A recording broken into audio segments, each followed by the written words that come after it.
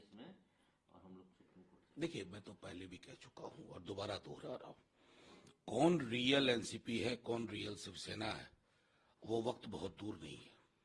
3 महीने बाद चुनाव होने वाले हैं इस देश में, उन्हीं चुनावों में पता चलेगा।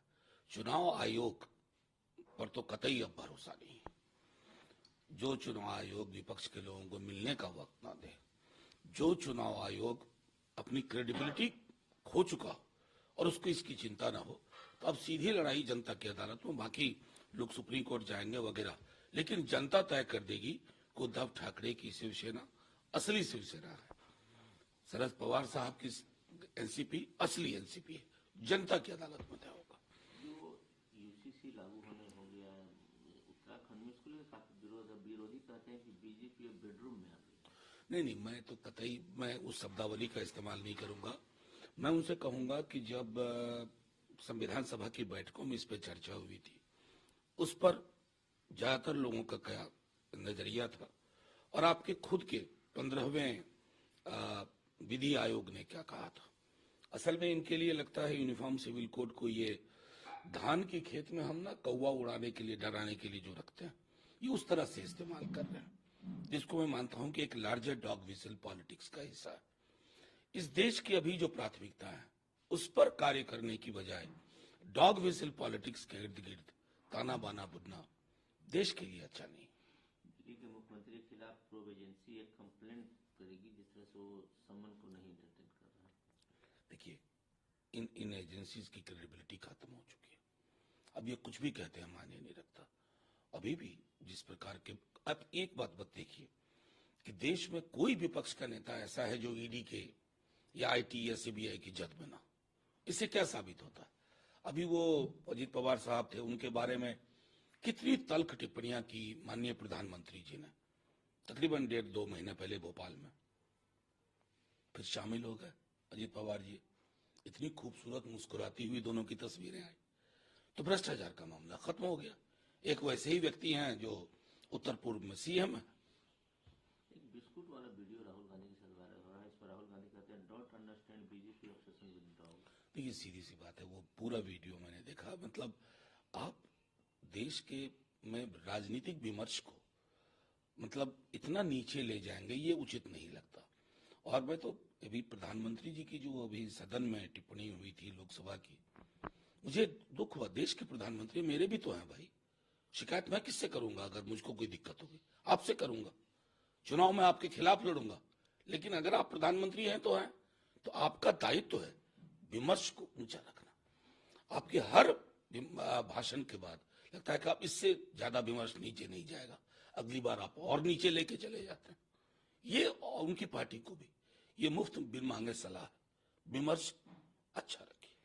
अखिलेश यादव को निमंत्रण दिया है खड़गे जी ने कि न्याय यात्रा में शामिल हो। अखिलेश ने कहा कि जल्दी ज्वाइन करें। बिल्कुल, ये देखिए, अब तो विपक्ष के लोगों के भी इंडिया समूह को लग रहा है कि बहुत पास चीजें आ रही हैं, जहां जिसको मौका लगेगा शामिल होगा। नितिन गडकरी कहते हैं कि जो आदमी अच्छा काम करता है उसको इज्जत नहीं मिलती। कई बार कह चुके हैं वो। उन्होंने बल्कि एक बार बहुत अच्छे अंदाज में कहा था कि चाइनीज माल ज्यादा बिकता है, यानी कि जो प्रोपेगेंडा कर सके, मैं मेरा मुझको कह सके, वो ज्यादा चलता है।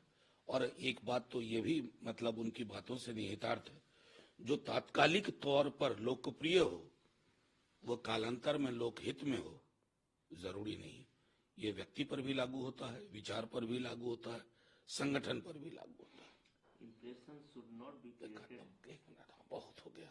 अच्छा, ये एक बताइए, सम्राट चौधरी एक तरह से वर्ड दे रहे हैं कि हॉर्स ट्रेडिंग। छोड़ दीजिए बिहार के मामले।